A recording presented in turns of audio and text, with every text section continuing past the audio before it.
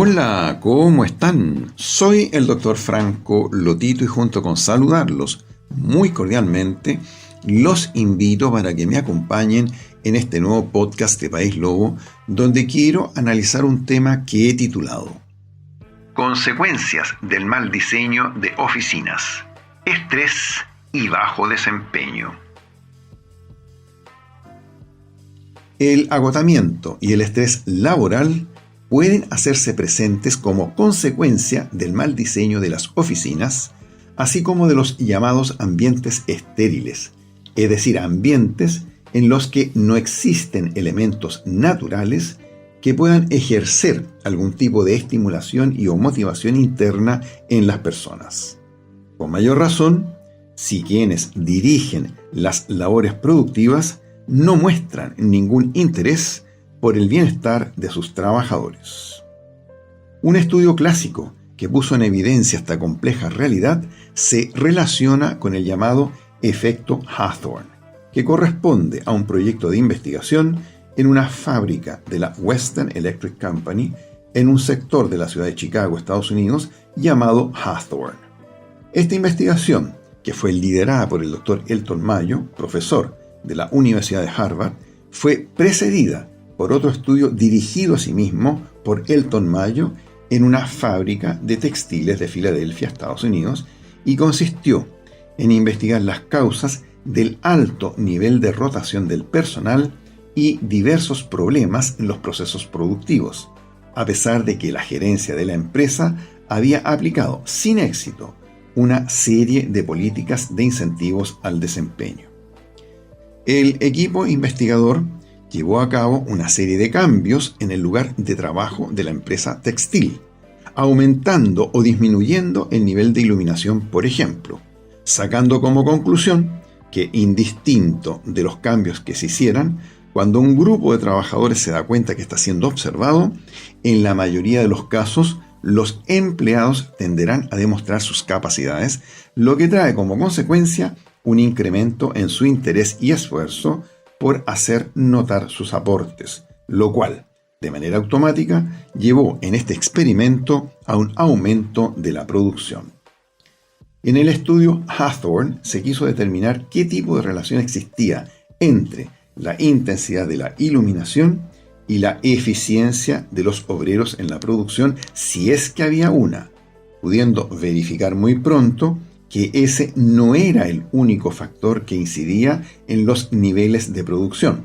sino que habían otras variables psicológicas que también jugaban un importante rol en el proceso productivo. El Dr. Mayo advirtió en este estudio que se hacía necesario modificar el modelo mecánico de comportamiento humano y sustituirlo por otro modelo de producción que tuviera más en cuenta los sentimientos, emociones, actitudes, complejidad motivacional y otros aspectos del ser humano. Otra importante investigación realizada en Inglaterra con más de 1.000 oficinistas detectó asimismo que ambientes de trabajo ruidosos, carentes de buena iluminación, con mala ventilación, ausencia de ventanas con vista al exterior, con malos olores, sin plantas de interior, etc., provocaban trastornos en la salud mental de los trabajadores. Tanto así que más de la mitad de los encuestados reportó que se sintieron estresados al final del día, siendo el grupo etario más afectado el que iba de los 25 a los 34 años, con 2 de cada 3 personas declarando haber experimentado tensión y agotamiento durante la jornada. Uno de los errores más frecuentes al respecto de este tema se relaciona con el hecho de diseñar ambientes en función de conceptos arquitectónicos que a menudo están reñidos con las necesidades laborales de quienes van a ocupar dichos ambientes. En este sentido, los arquitectos Joan Boldú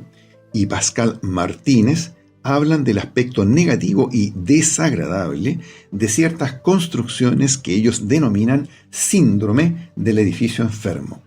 es decir, aquel conjunto de síntomas que sufren los trabajadores de un edificio enfermo relacionados directamente con su ambiente interior poco grato, tales como los contaminantes volátiles del aire que circulan al interior del edificio, el sistema de ventilación, el diseño de los espacios, etc.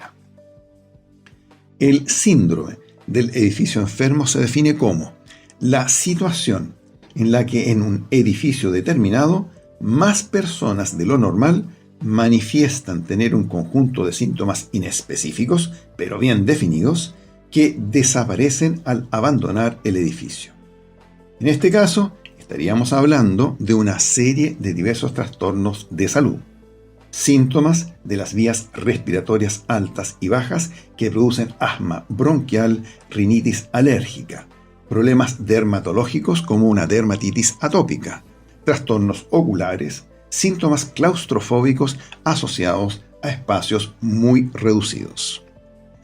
Antes, un trabajador necesitaba de un cierto espacio para desempeñar su labor. Sin embargo, hoy en día, con la incorporación de computadores, impresoras, teléfonos, atención de clientes internos y externos, etc., el espacio físico que necesita la persona es mayor.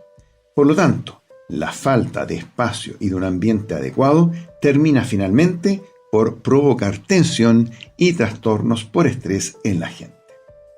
El estudio demostró que es necesario cautelar el confort ambiental integral del lugar de trabajo, lo que implica que hay que considerar tanto el tipo de labor que realizan las personas, como así también los espacios físicos en los que se desempeñan. En función de lo anterior, toda acción o esfuerzo que permita llevar la naturaleza y un cálido ambiente al lugar de trabajo significa humanizarlo. Tener una ventana que facilite descansar la vista, contar con plantas de interior, tener oficinas con colores cálidos y luminosos, disponer de espacios amplios que eviten el hacinamiento, escuchar música agradable de fondo, etc., permiten bajar los niveles de estrés y agotamiento, al mismo tiempo que se elevan notablemente los niveles de satisfacción y rendimiento del personal. Ganancia por donde se lo mire. Muchas gracias por escuchar, que tengan una excelente jornada y hasta muy pronto.